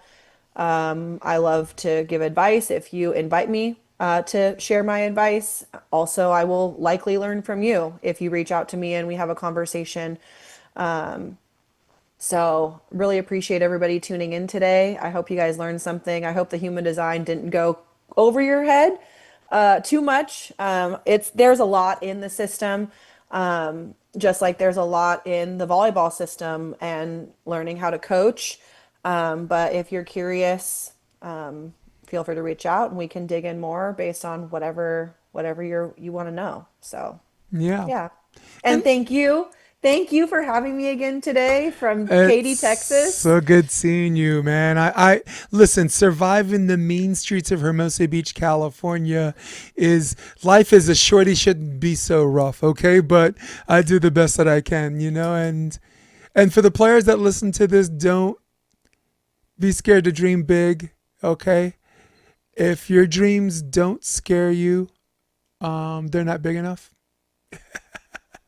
Look at If you, your quote I'll say master. that again. If your dreams don't scare you, they're not big enough. So don't worry about something being scary. It's supposed to be scary. It's supposed to be scary. Okay. Yeah. All right. Cool, man. So Ashely Clark might like you guys, but I don't like any of you guys. In fact, I can't stand any of you guys. In fact, I'm out of here. So for all of you at home, for all of you on your iPads and on your Droid, if that still exists, does that still exist? I don't know. I don't care. For all of you on your desktop, who runs the world? Old school people, old school baby. That is Ashely Clark. I am Jason DeBillius. This is the Option Podcast, episode 273. Stay with me as I hit my music, but for everybody else, we're out. Come check out the Option Podcast on optionvb.com. It's also available on iTunes and Spotify and on YouTube under the NY Varsity Sports handle. You're going to love what you hear.